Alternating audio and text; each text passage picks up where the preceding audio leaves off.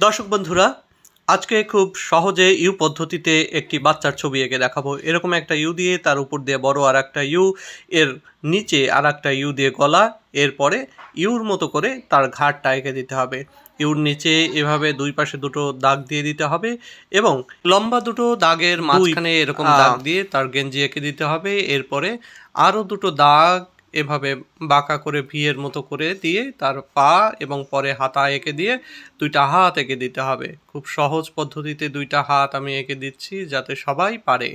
এরপরে চুলের লাইনগুলো দিয়ে মাথায় দুটো কান এঁকে দিতে হবে, দুই পাশে দুটো চুলের লাইনগুলো সম্পন্ন করে ফেলতে হবে। এরপরে দুটো চোখ দিয়ে দিচ্ছি, নাক না দিয়েই মুখ দিয়ে দিলাম।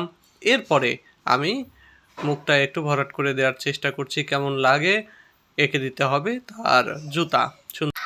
এরপরে সুন্দর করে রং করে দিতে হবে। কেমন লাগলো আজকের ভিডিও?